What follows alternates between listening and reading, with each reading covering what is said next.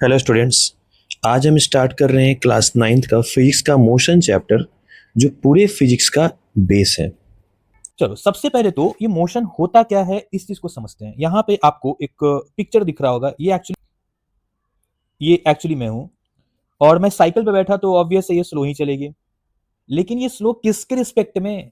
इस कार के। ठीक है। और ये ट्रेन को अगर देखा जाए तो ये बहुत फास्ट चल रही है ना। तो डिसाइड कौन करता है कि कौन फास्ट चल रहा, कौन मॉडरेट है और कौन स्लो है? क्या ये डिसाइड कर रहा? नहीं, पता नहीं कौन डिसाइड कर रहा है। ठीक है। चलो देखते हैं आखिर ये मोशन, पहले तो समझते हैं मोशन होता क्या है, फिर स्लो फास्ट हम लोग आगे डिसाइड कर लेंगे। देखो सबसे पहले तो टॉपिक आता है व्हाट इज मोशन। सपोज करो कि कोई ऑब्जेक्ट है यहां पे और ये ऑब्जेक्ट यहीं पे है, चेंज ही नहीं हो रहा। तो क्या हम लोग बोल सकते हैं कि ये मोशन में है? नहीं नहीं, कैसे बोल सकते हैं, ये तो रेस्ट पे है ना। इसको तो रेस्ट बोला जाएगा। और अगर कोई ऑब्जेक्ट यहां से चलकर यहां पहुंच जाता है तो क्या बोलेंगे इसको? अरे हाँ, ये लग रहा है कि मोशन में है, क्योंकि ये चल रहा है। ये मोशन में है, बता कौन रहा? ये कैसे डिसाइड किया जा रहा कि ये रेस्ट है या मोशन है?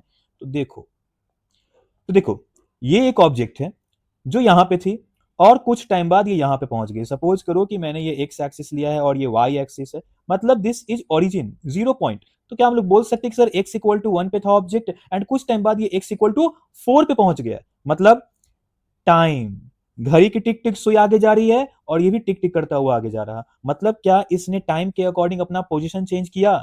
किया ना। तो जब भी कभी कोई पार्टिकल अपना पोजीशन चेंज करता है टाइम के रिस्पेक्ट में, टाइम आगे बढ़ रहा, वो भी इधर उधर चलता जा रहा, इसको बोलते हैं हम लोग मोशन।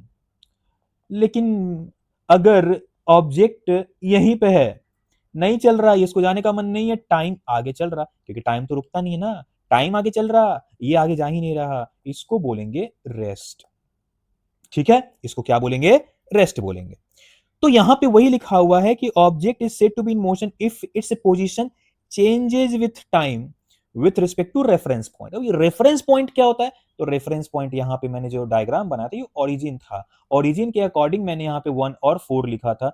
चलो सपोज करो कि ऑब्जेक्ट जहां पे है मैंने उसी को ओरिजिन मान लिया, तो ये 0 पे आ जाएगा। तो कभी ये 1 पे, कभी ये 0 पे। कौन डिसाइड कर रहा?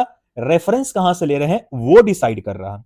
सपोज करो कि ऑब्जेक्ट है यहां पे एंड हम लोग हैं यहां पे, हम लोग अपने आप को ओरिजिन मानेंगे और ओरिजिन के हिसाब से देखेंगे, सर ये तो y इक्वल टू 3 पे है, मतलब इसका initial position y equal to 3 लेना पड़ेगा। लेकिन हम लोग इस ऑब्जेक्ट के पास पहुंच गए हैं, तो ऑब्जेक्ट और मैं दोनों ओरिजिन पे। ठीक है। तो इस तरीके से ये होता है रेफरेंस फ्रेम। इस तरीके से डिसाइड किया जाता कि इनिशियल पोजीशन है क्या, और फाइनल पोजीशन भी वैसे ही डिसाइड कर लेंगे। हम लोग देखेंगे कि पहले यहां पे था, ये ओरिजिन है ओ 0 0, यहां पे 2 था और यहां पे 4 हो गया, मतलब टाइम के रिस्पेक्ट में ये आगे बढ़ गया। तो ये 4 कौन से किसके रिस्पेक्ट में लिख रहे हैं? ये 4 लिख रहे हैं 0 के रिस्पेक्ट में। ठीक है ना। तो ये डिसाइड करता है रेस्ट एंड मोशन। अगर पोजीशन चेंज हुआ तब तो ये रेस्ट पे है, अगर पोजीशन चेंज नहीं हुआ तो ये मोशन में है। ठीक है। अब जैसे यहां पे एग्जांपल देख लो, अ बॉय वॉकिंग, चल रहा है ना भाई ये। अगर कार कार मूव कर रही है रोड पे, तो भी मूव कर रही है ना, यहां पे लिखा हुआ है मूविंग, मतलब मूव कर रही है। यहां पे अपन थे और कार यहां पे आई ऐसे और फट से चली गई, मतलब पहले पोजीशन यहां पे, कुछ टाइम बाद मेरे रिस्पेक्ट में पोजीशन यहां पे। तो बताओ क्या इसने अपना पोजीशन चेंज किया? बिल्कुल किया ना। ठीक है। The hand of clock moving, second की सुई टिक टिक करते हुए आगे जाएगी, मिनट की सुई धीरे धीरे टिक टिक करते हुए आगे जाएगी, एंड आर तो भाई छोड़ दो। ठीक है, वो कुछ ज्यादा ही स्लो चलती है लेकिन चलती है। ठीक है। चलो नेक्स्ट है ये bird flying in the sky. हम लोग आकाश में बर्ड्स को देखते, कभी इधर देखना पड़ता, कभी उधर देखना पड़ता, कभी इधर मुंडी घुमाओ, कभी उधर आंख दिखो, अरे वो बर्ड है, मतलब ये तब तो ये मूव कर रही है, तब तो अगर ये रेस्ट पर रहती तो हम लोग अपना सर क्यों घुमाते हैं? ठीक है, तो ये मूव कर रही है। समझ में आया होगा आप लोगों को। चलो नेक्स्ट है टाइप्स ऑफ मोशन। मतलब ये जो पोजीशन में चेंज मिला हम लोगों को, कि पार्टिकल, कोई भी पार्टिकल अपना पोजीशन चेंज करता है, तो ये आखिर पोजीशन कितने तरीके से चेंज कर सकता है, वो चीजें यहां पे टाइप्स ऑफ मोशन में देखने को मिलेंगी। सबसे पहला आता है रेक्टिलिनियर मोशन। रेक्टिलिनियर मोशन का मतलब होता है क्या? यहां पे देखो, यहां पे लिखा होगा लाइन, LINE, रेक्टिलिनियर में लाइन छुपा हुआ है। ये लाइन का मतलब होता है क्या कि ये स्ट्रेट लाइन में मूव कर रहा, ठीक है, नाम में ही मीनिंग है इसका। रेक्टिलिनियर लाइन मतलब straight line. Okay, railway track एकदम सीधा सीधा ट्रेन उस पे जा रही है, वो रेक्टिलिनियर मोशन है, ठीक है। चलो रोड पे कहीं पे भी कोई टर्निंग वर्निंग कुछ नहीं है, एकदम डायरेक्ट हाईवे, तो कार जब जाएगी तो हम लोग इसको रेक्टिलिनियर मोशन बोलेंगे। What about circular motion? समझ में आ रहा होगा, सर्कुलर में सर्कल छिपा हुआ है, जैसे रेक्टिलिनियर में लाइन छिपा हुआ था, सर्कुलर में सर्कल छिपा हुआ है। मतलब कोई भी ऑब्जेक्ट अगर सर्कल में मूव करेगी उसको बोलेंगे हम लोग सर्कुलर मोशन। फॉर एग्जांपल देख लो, अगर कोई आदमी, कोई बच्चा जिसको कोई काम धाम नहीं है, ये अगर ऐसा पत्थर घुमाए, रस्सी से बांधकर पत्थर घुमाया जा रहा, तो अगर हम लोगों ने छत पर से देखा कि ये बच्चे को कोई काम धाम है नहीं, ये पत्थर घुमा रहा, तो क्या मुझे ये पत्थर ऐसा घूमता हुआ नहीं दिखेगा? दिखेगा ना, मतलब हम लोगों को ये दिखेगा। तो ये जो पत्थर का मूवमेंट है, ये क्या सर्कल नहीं है? ये है ना, इस टाइप के मोशन को हम लोग सर्कुलर मोशन बोलते हैं, ठीक है। और देखो, जैसे एक तो सर्कुलर मोशन हो गया क्या, एक तो सर्कुलर मोशन हो गया, ये मैंने जो अभी अभी ड्रॉ किया, यहां पे ये बच्चा पत्थर घुमा रहा है, ये पत्थर अपने को ऐसा दिखेगा, ठीक है, ये पत्थर अपने को यहां पे दिखेगा, यहां पे। अगर हम लोग एक ऑब्जेक्ट को देखें, जैसे आप लोगों ने मौत का कुआं देखा है क्या? मौत का कुआं, अगर मौत के कुएं को देखो ना, तो वो कुछ ऐसा दिखता है, एक ऐसा रहता, और यहां पे बाइक चलती है, यहां पे ये बाइक चलती है ऐसा, कुछ इस तरीके से। तो इस बाइक का अगर अपने को रास्ता बनाना होगा तो ये इस रास्ते में जाती है। तो क्या ये बाइक सर्कुलर मोशन में घूम रही है क्या? सर्कल कवर कर रही है क्या? कर रही है ना, ये सर्कुलर मोशन है। आप इस ऑब्जेक्ट को देखो, अगर इस ऑब्जेक्ट को देखोगे पता चलेगा गोल गोल घूमते हुए ये वापस उसी पॉइंट पे पहुंच रहा है, लेकिन गोल गोल घूमकर, इसको बोलेंगे सर्कुलर मोशन, ठीक है। ठीक है, ये अपना ये ऑब्जेक्ट गोल गोल घूमकर अपनी जगह पे आ रही है, इसको बोलेंगे सर्कुलर मोशन, गोल गोल घूमकर, ठीक है। अब जैसे ये रोटेशनल मोशन है एक, rotational motion and circular motion में बच्चे कंफ्यूज रहते हैं।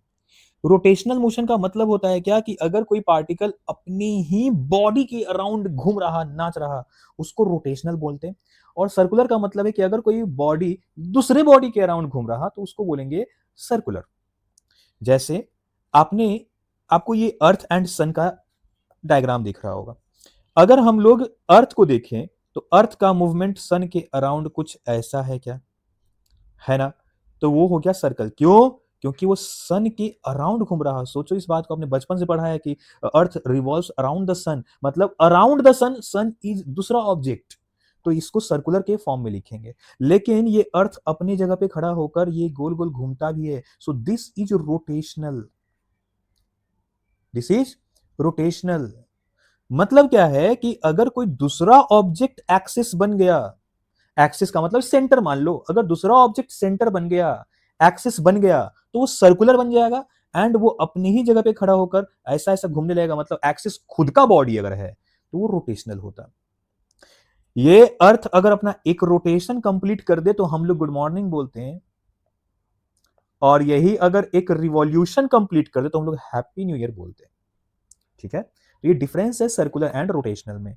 पीरियोडिक मोशन, देखो पीरियोडिक मोशन ये सर्कुलर भी पीरियोडिक है, रोटेशनल भी पीरियोडिक है। पीरियोडिक का मतलब होता है कि हर वो मोशन जो अपना पोजीशन किसी एक टाइम इंटरवल के बाद रिपीट करता हो।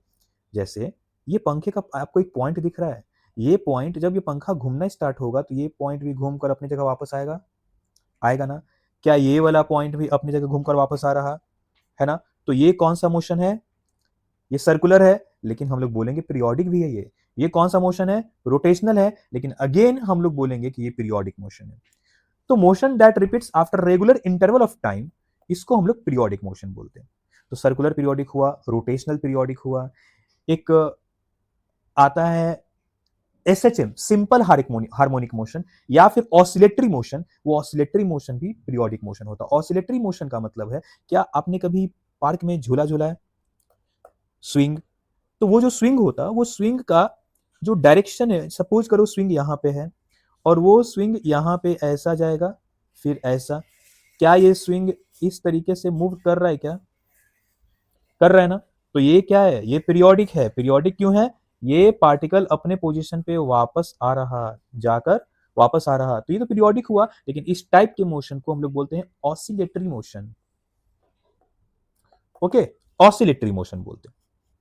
चलो, तो आई थिंक आपको rest motion and types of motion समझ में आ गया होगा। रेस्ट क्या है? ऑब्जेक्ट अगर अपना पोजीशन चेंज नहीं कर रहा तो वो रेस्ट है। अगर ऑब्जेक्ट अपना पोजीशन चेंज कर रहा टाइम के रिस्पेक्ट में तो वो मोशन है। अब अगर पोजीशन चेंज हो ही रहा है तो कितने टाइप से हो सकता? स्ट्रेट लाइन में जाकर हो सकता, गोल गोल घूम कर हो सकता, अपनी जगह पे खड़ा होकर नाचने से हो सकता है, या फिर इवन झूला झूलने से भी हो सकता है। आप पार्क में जाओ, किसी को झूला झूलाओ, मजा आएगा आपको। वो पीरियोडिक मोशन है, लेकिन मोशन है। ठीक है, कुछ भी हो रहा आपको समझ में आ जाएगा। अब अगर आपको बाहर का दुनिया देखना है रेस्ट एंड मोशन के रिस्पेक्ट में, तो अब आपको समझ में आ जाएगा कि कौन सा बॉडी रेस्ट पे है, कौन सा बॉडी मोशन में। लेकिन पिक्चर अभी बाकी है, देखो कैसे। एक टर्म आता है rest and motion are relative. ये रिलेटिव का मतलब क्या? What is relative? तो सुनो भाई, रिलेटिव का मतलब क्या होता है? रिलेटिव का मतलब होता है रिलेट, रिलेट करना। रिलेट करने का मतलब क्या होता है? सपोज करो कि ये बस में हम लोग कहीं पिकनिक पे जा रहे हैं। चलो, पिकनिक पे कहां जा सकते हैं? मान लो गोवा। ठीक है ना, गोवा चलते हैं। अब गोवा चल रहे हैं, हम लोग बहुत सारे फ्रेंड्स लोग हैं, और गलती से एक फ्रेंड बाहर छूट गया। वो बस को जाते हुए बेचारा देख रहा। यहां पे हम लोग मस्त बैठकर बातें कर रहे हैं कि गोवा में ये करेंगे, गोवा में वो करेंगे, मस्त इंजॉय कर रहे हैं, लेकिन ये बेचारा देख रहा। अब इसको हम लोग जब देखेंगे तो लगेगा अरे सर मूव कर रहे हैं, अरे मेरा ये दोस्त मूव कर रहा, अरे ये भी मूव कर रहा। लेकिन जब हम लोग आपस में बात कर रहे हैं तो ये जो प्राणी है, क्या ये प्राणी मेरे रिस्पेक्ट में रेस्ट पे है कि मूव कर रहा? अरे ये तो रेस्ट पे है। पहले भी ये मेरे बगल वाले सीट पे बैठा हुआ था, अभी भी ये मेरे बगल वाले सीट पे बैठा हुआ है। क्यों, कैसे मोशन में हुआ? ये तो रेस्ट पे है। लेकिन ये तो बोल रहा था कि सब आप मोशन में हैं। मतलब ये अगर इसको देख रहा तो इसको लग रहा है ये मोशन, लेकिन मैंने जब देखा तो मेरे को लग रहा रेस्ट। अब ये बेचारा क्या करे? ये बेचारा रेस्ट पे है या मोशन में है? तो ये जो बेचारा है, ये बेचारा नहीं है, ये रेस्ट पे है मेरे रिस्पेक्ट में, मोशन में है ये बाहर वाले दोस्त के रिस्पेक्ट में। मतलब ये rest and motion exact term नहीं है भाई।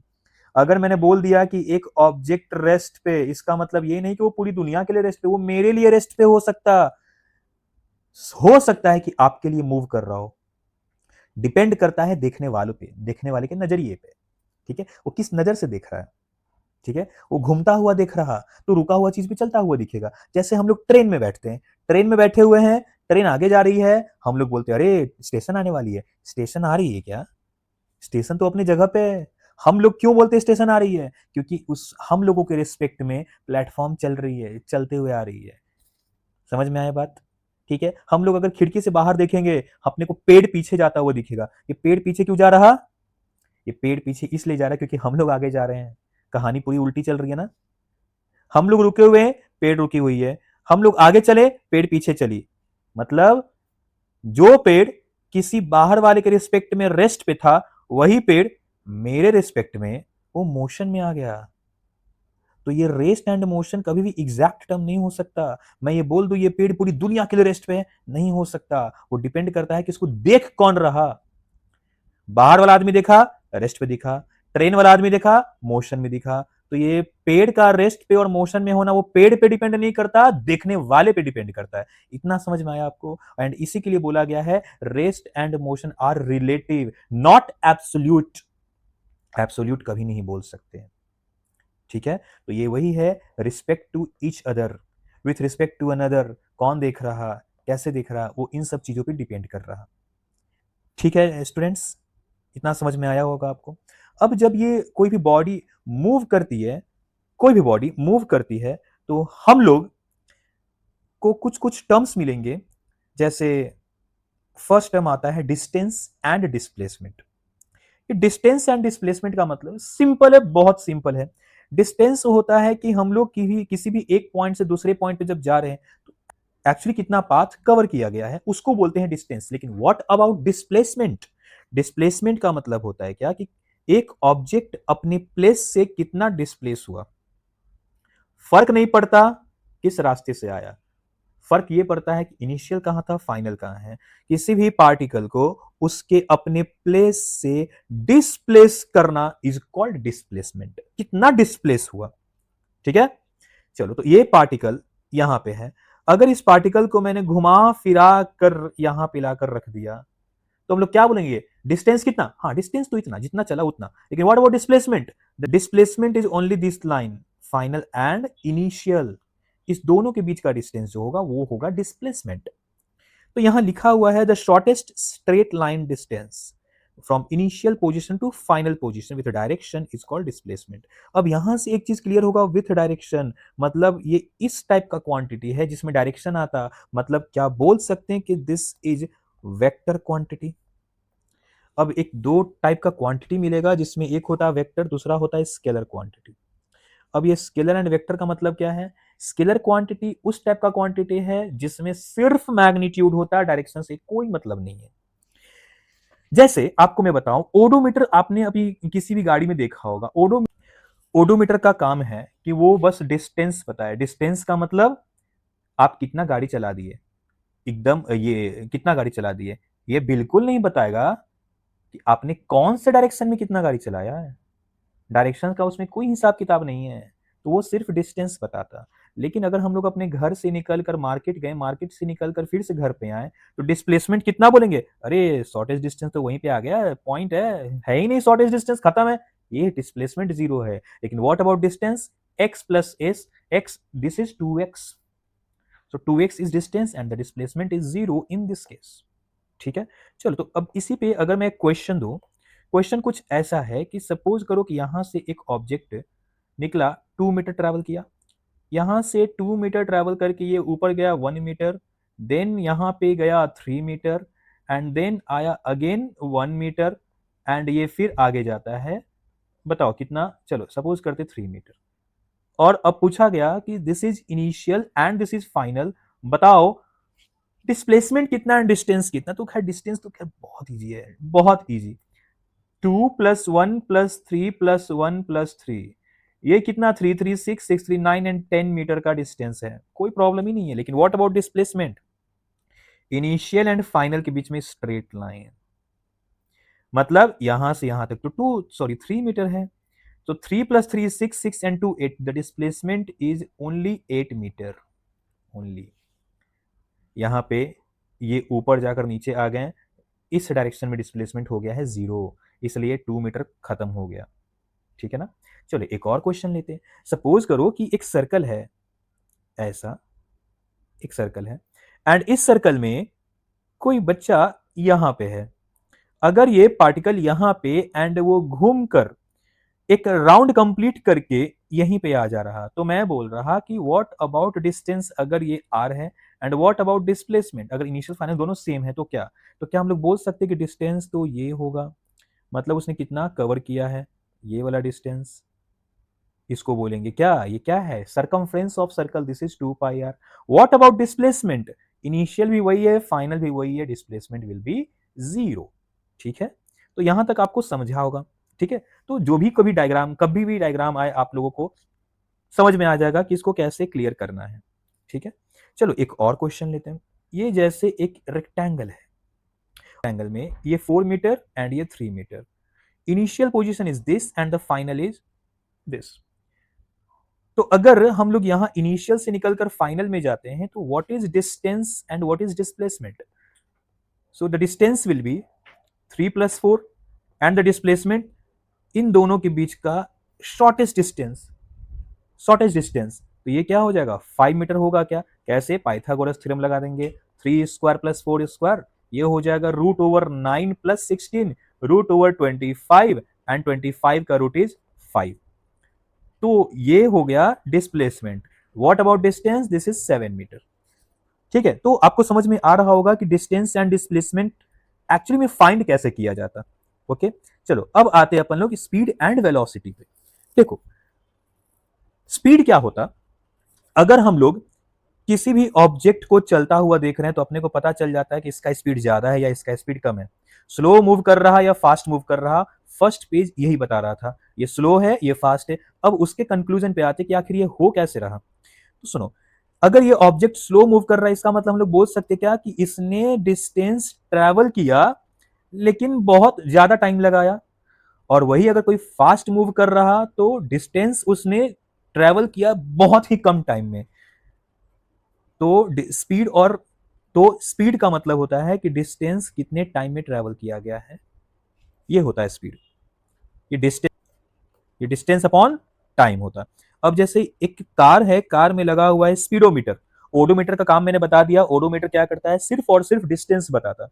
लेकिन व्हाट अबाउट स्पीडोमीटर, स्पीडोमीटर बताएगा स्पीड, कि आप 60 किलोमीटर पर आवर से चल रहे हो, 100 किलोमीटर पर आवर से चल रहे हो, या कैसे चल रहे हो। ठीक है, तो अगर आपने स्पीड देखा 60 किलोमीटर पर आवर, इसका मतलब क्या हुआ, इसका मतलब ये कि अगर आप उसी स्पीड को मेंटेन रखते हो तो 1 आवर में आप 60 किलोमीटर का डिस्टेंस ट्रैवल कर पाओगे। लेकिन यहीं पे अगर स्पीड बनता है 40 किलोमीटर पर आवर, तो इसका मतलब क्या होगा, 1 आवर में वही सेम स्पीड से अगर कंटिन्यू रहे आप तो 40 किलोमीटर ट्रैवल होगा। मतलब क्या, देखो तो क्या इसने डिस्टेंस कम ट्रैवल किया क्या, 40 किलोमीटर कम है, 60 किलोमीटर ज्यादा है, मतलब ये ज्यादा स्पीड है, ये कम स्पीड है। ठीक है, चलो तो स्पीड तो बस ऐसा ही सॉल्व कर लेंगे हम लोग। अब जैसे एक एग्जांपल लेते हैं, चलो ये एग्जांपल, ये वाला 3 मीटर एंड 4 मीटर, 5 मीटर था ना डिस्टेंस। अगर मैं बोलूं कि ये जो इनिशियल और फाइनल का पोजीशन है, ये ट्रैवल हो रहा है सिर्फ और सिर्फ 10 सेकेंड में, मतलब ये ऐसा रेक्टेंगल, ये 3, ये 4, और यहां से यहां पहुंचने में टाइम लग रहा है 10 सेकेंड। तो व्हाट इज स्पीड, स्पीड होता है डिस्टेंस अपॉन टाइम। डिस्टेंस हो जाएगा 3 + 4 7 एंड टाइम 5 सेकेंड। तो क्या हम लोग बोल सकते हैं 7/5 मीटर पर सेकेंड का स्पीड है ये। ठीक है, 7/5 मीटर पर सेकेंड का स्पीड है। तो इस तरीके से हम लोग स्पीड फाइंड आउट करेंगे। चलो एक और एग्जांपल लेते हैं। एक अगर सर्कल है और इस सर्कल का रेडियस है आर, और ये पार्टिकल यहां से एक चक्कर कंप्लीट कर रहा है टोटल टाइम 10 सेकेंड में, तो हम लोग क्या बोलेंगे, इसका स्पीड कैसे फाइंड आउट होगा, तो स्पीड विल बी 2πr, जो डिस्टेंस था, एंड टाइम इज 10, ये हो जाएगा स्पीड इन दिस केस। ठीक है, तो समझ में आया होगा स्पीड कैसे फाइंड आउट करेंगे। अगर आपको स्पीड फाइंड आउट करने आ गया तो ये वेलोसिटी तो वैसे भी हो जाएगा। स्पीड में distance travel per unit time and velocity में डिस्प्लेसमेंट पर यूनिट टाइम लिया जाता है। और आपको डिस्प्लेसमेंट बता दिया गया है कि डिस्प्लेसमेंट कैसे फाइंड आउट करते हैं। तो एक में डिस्टेंस अपॉन टाइम, एक में डिस्प्लेसमेंट अपॉन टाइम। और डिस्प्लेसमेंट के बारे में मैंने क्या बताया था, डिस्प्लेसमेंट किस टाइप का क्वांटिटी है, वेक्टर क्वांटिटी। तो वेलोसिटी भी क्या हो जाएगा, वेक्टर क्वांटिटी, क्योंकि ये एक स्पेसिफिक डायरेक्शन बताता है। क्योंकि डिस्प्लेसमेंट क्या था, एक स्पेसिफिक डायरेक्शन बता रहा था ना, कि आपका डिस्प्लेसमेंट एक्स में हो रहा, वाई में हो रहा, ईस्ट में हो रहा, वेस्ट में हो रहा। तो अगर ये डायरेक्शन बता रहा तो ये भी डायरेक्शन बताएगा, मतलब वेलोसिटी कौन सा क्वांटिटी हुआ, वेक्टर क्वांटिटी। ठीक है, तो स्पीड इज ए स्केलर, सिर्फ मैग्नीट्यूड होगा, velocity is a vector, magnitude and direction दोनों होगा। ठीक है, चलो नेक्स्ट है क्या, आप ये समझो, the direction of velocity can change even if speed remains the same. Velocity change हो सकता है, उसका डायरेक्शन चेंज हो सकता है अगर उसका स्पीड सेम रहे तब भी। क्यों ऐसा, अब देखो, जैसे सपोज करो कि यहां से हम लोग सेम स्पीड से निकले निकले निकले निकले और यहां टर्न लिए। सबसे पहले तो अपना डायरेक्शन ऊपर की तरफ था, लेकिन अब ये हो गया राइट साइड की तरफ। भले ही स्पीड सेम हो, हम लोग यहाँ पे 7/5 मीटर पर सेकेंड से जा रहे हैं, 7/5 7/5 7/5, कहीं भी चेंज नहीं हुआ, डायरेक्शन तो चेंज हुआ। और डायरेक्शन चेंज होने का मतलब वेलोसिटी चेंज हुआ। ठीक है, चलो आगे बढ़ते हैं। अब आते हैं ग्राफ पे। देखो ग्राफ ऑफ मोशन, ये आप डिफरेंट डिफरेंट टाइप्स का ग्राफ को याद करना होगा आपको। सबसे पहला तो डिस्टेंस टाइम ग्राफ आता है। उस डिस्टेंस टाइम ग्राफ के पहले समझो uniform motion, non uniform motion के बारे में। रेस्ट का तो खैर कोई प्रॉब्लम नहीं है। चलो तो यूनिफॉर्म मोशन समझते हैं। ये यूनिफॉर्म का मतलब क्या होता है, अगर कोई ऑब्जेक्ट किसी स्पीड से चल रहा तो इसका स्पीड चेंज नहीं होना चाहिए एंड ना ही इसका डायरेक्शन चेंज होना चाहिए। मतलब ये स्ट्रेट लाइन में आगे बढ़ता रहेगा बढ़ता रहेगा, और कभी भी ये अपना ना तो डायरेक्शन चेंज करेगा ना ही स्पीड चेंज करेगा। ये होता है यूनिफॉर्म मोशन। ओके, ये क्या हुआ, यूनिफॉर्म मोशन। तो यूनिफॉर्म मोशन में पार्टिकल का स्पीड एक ही डायरेक्शन में होगा, ना तो स्पीड चेंज होगा ना डायरेक्शन चेंज होगा। नॉन यूनिफॉर्म में क्या हो सकता, आपको समझ में आ गया होगा, नॉन यूनिफॉर्म में चेंज होगा। क्या चेंज होगा, या तो डायरेक्शन चेंज हो जाए या स्पीड चेंज हो जाए, डायरेक्शन, या फिर स्पीड, या दोनों, कुछ भी पॉसिबल है, तीनों में से कोई भी कुछ भी चेंज हुआ, हम लोग बोलेंगे नॉन यूनिफॉर्म। ठीक है, और इसमें ना तो डायरेक्शन चेंज होना चाहिए, ना ही स्पीड चेंज होना चाहिए, कुछ भी नहीं चेंज होना चाहिए। ठीक, चलो, तो जब भी कभी हम लोगों को ग्राफ ड्रॉ करना होगा डिस्टेंस टाइम का यूनिफॉर्म मोशन में, सपोज करो कि आपने जो स्पीड लिया दैट इज 2 मीटर पर सेकेंड, तो क्या हम लोग बोल सकते हैं कि हर एक सेकेंड में ये 2 मीटर ट्रैवल कर रहा? अभी अभी ऊपर बताया कि अगर हम लोग का स्पीड 60 किलोमीटर पर आवर है, इसका मतलब हर 1 आवर में कितना स्पीड, कितना डिस्टेंस ट्रैवल कर रहे हैं, 60 किलोमीटर। तो यहाँ पे 2 मीटर पर सेकेंड का मतलब क्या हो जाएगा, हर एक सेकेंड में कितना मीटर, 2 मीटर का डिस्टेंस ट्रैवल हो रहा। ठीक है, तो 1 सेकेंड में 2 मीटर, तो मैं बोलूँ 2 सेकेंड में कितना, तो क्या आपने नहीं बोलोगे 4 मीटर? 3 सेकेंड में कितना, 6 मीटर, ऐसा होगा ना? तो क्या ये लीनियरली ऊपर की तरफ जाएगा क्या, स्ट्रेट लाइन में? लेकिन यहीं पे अगर नॉन यूनिफॉर्म मोशन हो गया, नॉन यूनिफॉर्म में सपोज करो स्पीड चेंज हो रहा, मैंने क्या बोला, स्पीड चेंज हो सकता है, डायरेक्शन चेंज हो सकता है, दोनों चेंज हो सकता है। तो सपोज करो कि स्पीड चेंज हो रहा एंड ये स्पीड बढ़ रहा, जब स्पीड बढ़ेगा तो ये ग्राफ कुछ ऐसा जाएगा। अगर ये ऑब्जेक्ट रेस्ट पे रहा तो रेस्ट पे रहेगा, इसका मतलब ये जो डिस्टेंस है, अब कोई ऑब्जेक्ट मेरे मेरे से 2 मीटर के डिस्टेंस पे है और ये रुका हुआ है, तो बताओ टाइम के अकॉर्डिंग क्या है, 2 मीटर चेंज होगा? अरे अभी भी 2 मीटर था, उसके बाद भी 2 मीटर रहेगा, टाइम कितना भी आगे बढ़ जाए 2 मीटर ही रहेगा, मतलब ये हमेशा कांस्टेंट, तो एक straight line parallel to the time axis बनने वाला है। तो ये था तीनों डिस्टेंस टाइम ग्राफ, रेस्ट के लिए, यूनिफॉर्म मोशन के लिए, नॉन यूनिफॉर्म मोशन के लिए। अब आता है velocity time graph. Velocity time graph को हम लोग समझेंगे एक्सेलरेशन पढ़ने के बाद। अब देखो एक्सेलरेशन क्या होता है, ठीक है, I hope velocity and speed समझ में आ गया होगा। ठीक है, वेलोसिटी अगर चेंज हो रहा, जैसे अभी भी देखा कि अगर डिस्टेंस चेंज हो रहा टाइम के रिस्पेक्ट में तो ये स्पीड होता है, डिस्प्लेसमेंट चेंज हो रहा तो ये क्या होता है, वेलोसिटी होता है। अगर वेलोसिटी भी चेंज हो रहा तो इसको बोलते हैं एक्सेलरेशन। समझना कैसे है, सुनो। चलो सपोज करो आपने एक बाइक स्टार्ट किया, ठीक है, आपने बाइक स्टार्ट किया और इनिशियली इसका स्पीड था 0। जब बाइक स्टार्ट किया आपने तो क्या स्टार्ट होने के बाद भी 0 स्पीड होगा या फिर कुछ होगा? कुछ तो होगा सर। तो जब कुछ होगा तो सपोज करो कि ये अब फाइनली पहुंच गया है 10 मीटर पर सेकेंड पे, तो क्या मैं ये बोल नहीं सकता कि इसका वेलोसिटी चेंज हुआ, पहले 0 था अब 10 हो चुका है? इसी को हम लोग बोलते हैं एक्सेलरेशन। जहां पे भी वेलोसिटी चेंज होगा उसको हम लोग एक्सेलरेशन बोलते हैं। अब एक बात बताओ, हम लोग जब साइकिल चला रहे हैं तो बताओ वेलोसिटी चेंज कब होता, कैसे होता? तो जो पैडल हम लोग मारते हैं अपने पैर से, जितना स्पीड में पैडल मारोगे उतना स्पीड में चेंज होगा, वो एक्सेलरेशन देता है। अगर हम लोग बाइक देखें तो बाइक के राइट हैंड साइड में वो जो हैंडल होता, उसमें एक घुमाने वाला कुछ तो भी होता है, उसको हम लोग एक्सेलरेटर बोलते हैं। एक्सेलरेटर, समझ में आया? मतलब ये एक्सेलरेशन से ही बना है, ये बाइक का हैंडल का नाम एक्सेलरेटर।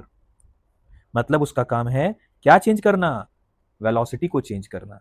तो अगर एक्सेलरेशन बोला जाए तो एक्सेलरेशन को क्या लिखेंगे, change in velocity per unit time, है ना, change in velocity per unit time. अब जैसे सपोज करो कि मैंने एक्सेलरेशन लिखा है 2 मीटर पर सेकेंड स्क्वायर, समझना इस बात को क्या है।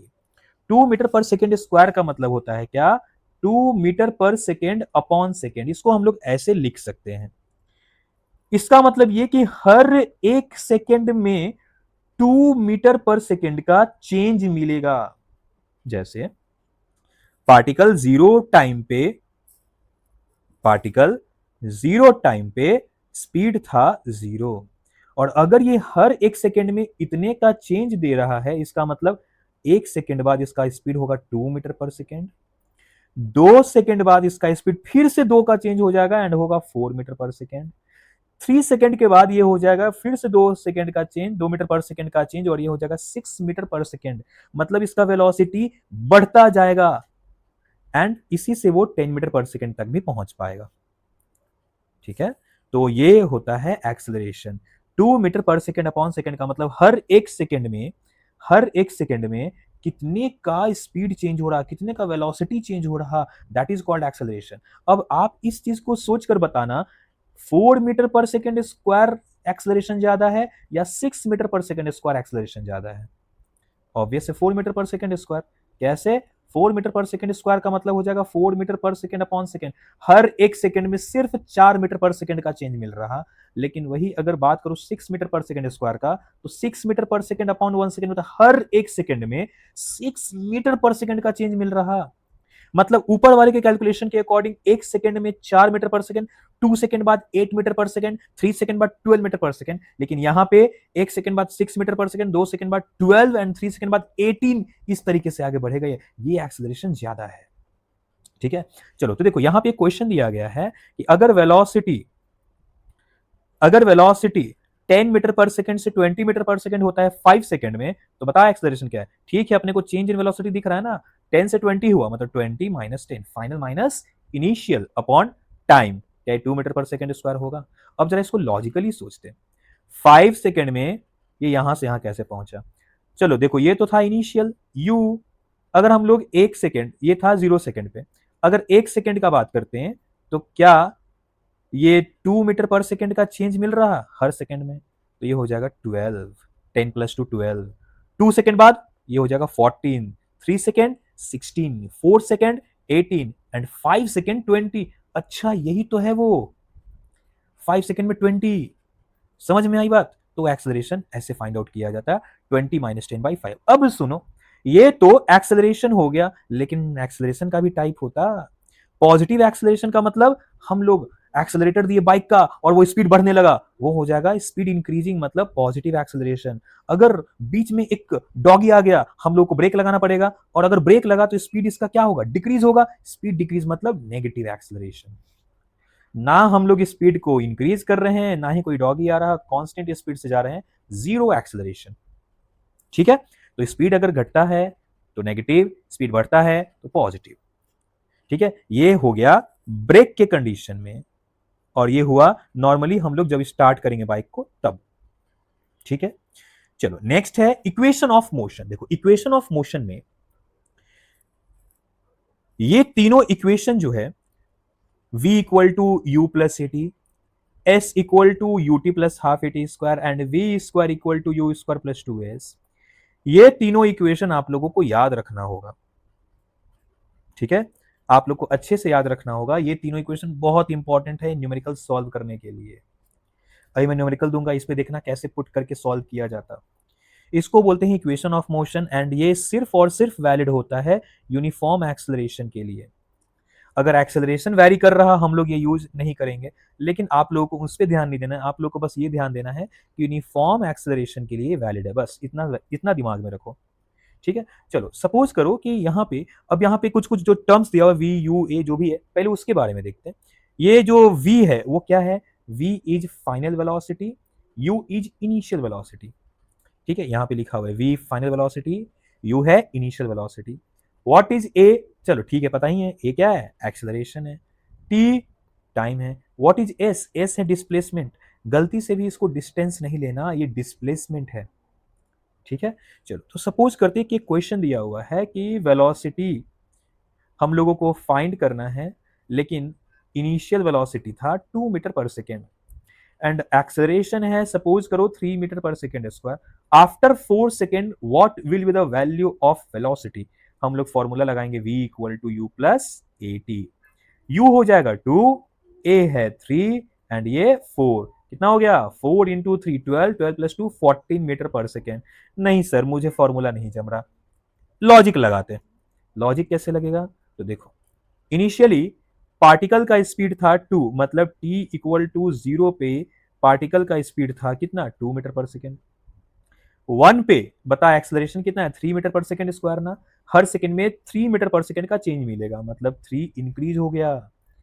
2 सेकेंड के बाद ये 3 और इंक्रीज हो गया, नेक्स्ट सेकेंड और इंक्रीज हुआ, अगेन नेक्स्ट सेकेंड और इंक्रीज हुआ। हम लोग को 4 सेकेंड का ही चाहिए था ना, मतलब आंसर 14। अच्छा, फॉर्मूले से भी 14 आ रहा, लॉजिक लगाकर भी 14 आ रहा। ठीक है, चलो नेक्स्ट क्वेश्चन देखते हैं। अगर क्वेश्चन कुछ ऐसा दिया हुआ है कि हम लोगों को फाइंड करना है s का वैल्यू, मतलब कितना डिस्प्लेसमेंट हुआ। अगर u है 2 मीटर पर सेकेंड, a है 3 मीटर पर सेकेंड स्क्वायर एंड टाइम है 4 सेकेंड। चलो ऊपर वाला इक्वेशन है सब कुछ, डिस्प्लेसमेंट फाइंड करना है। ठीक है, डिस्प्लेसमेंट क्या हो जाएगा, formula s equal to ut plus half a t square, ut 2 into 4, half a कितना 3 है एंड टी स्क्वायर मतलब 4 का स्क्वायर। ये सॉल्व कर सकते हो। तो देखो यहां पे हो जाएगा 4 इंटू 2 8 प्लस 4 का स्क्वायर 16 इंटू 3 48/2 मतलब 24 एंड 8 32 मीटर। ये आया आंसर। कभी कभी हो सकता है कि एक्सेलरेशन आपको बोल दिया जाए, जैसे नेक्स्ट क्वेश्चन देखते हैं, एस का ही वैल्यू चाहिए आपको, लेकिन यू जो है वो दिया हुआ है 40 मीटर पर सेकेंड, ब्रेक लगाया गया, एक्सेलरेशन है 3 मीटर पर सेकेंड स्क्वायर, बोला गया टी इक्वल टू 4 सेकेंड के बाद बताओ ये डिस्टेंस कितना होगा, तो एस इक्वल टू क्या लिखेंगे, यू टी माइनस, अगर ब्रेक लगाया है तो minus half a t square, UT कितना 40 इंटू 4 माइनस हाफ, ए है 3 एंड टी स्क्वायर का मतलब 4 का स्क्वायर। ठीक है, क्या ये सॉल्व हो पाएगा, 40 इंटू 4 हो जाता है 160 माइनस 4 इंटू 4 16 इंटू 3 48/2 मतलब 160 माइनस 24, ये हो जाएगा 136 मीटर। मतलब जब भी कभी ब्रेक लगेगा हम लोग ए का वैल्यू नेगेटिव पुट करेंगे और नहीं तो हम लोग पॉजिटिव पुट करेंगे। ठीक है, ये सब चीजें समझ में आ रही है आपको। चलो नेक्स्ट, अब देखो यहाँ पे एवरीडे एग्जांपल ऑफ मोशन है, आपको दिख रहा होगा कि हम लोग वाटर को देखते हैं गिरते हुए, ठीक है, और पेड़ से जो पत्ते होते हैं अपने से टूटकर नीचे गिर जाते हैं, फैन रोटेट कर रहा है, गर्मी का मौसम है, फैन चल रही है और फैन रोटेट कर रही है, ये सब एग्जाम्पल है हम लोग रियल लाइफ में जो देखते हैं, मोशन का एग्जाम्पल है ये। ठीक है, ट्रेन का मूव करना, मून का मूव करना, बॉल का रोल करना, earth revolving round the earth, earth rotating round the sun, ये सब कुछ मोशन का ही एग्जाम्पल है। ठीक है, तो एक बात याद रखना है कि ये जो मोशन चैप्टर है बहुत इंपॉर्टेंट है, बहुत इंपॉर्टेंट, मतलब इसका यूज 9th में तो है ही, ये एडवांस बनकर मिलेगा आपको 11th क्लास में। तो अगर 11th अच्छे से करना है आपको तो 9th का ये पोर्शन बहुत अच्छे से क्लियर होना चाहिए। आई होप आपको ये सारा कुछ टर्म समझ में आया होगा। कुछ भी प्रॉब्लम हो इस कंटेंट से रिलेटेड आप लोग मुझे कमेंट कर सकते हो, आप लोग मुझे कमेंट कर सकते हो, मैं कोशिश करूंगा आप लोग की हेल्प करने की। ओके, सो ये मोशन चैप्टर का ओवरव्यू एक खत्म होता है, जितना भी हुआ है। तो आप लोग इस वीडियो को देखो, अच्छे से प्रैक्टिस करो, क्वेश्चन सॉल्व करो, कुछ प्रॉब्लम हो मुझे कमेंट करना। ओके, चलो।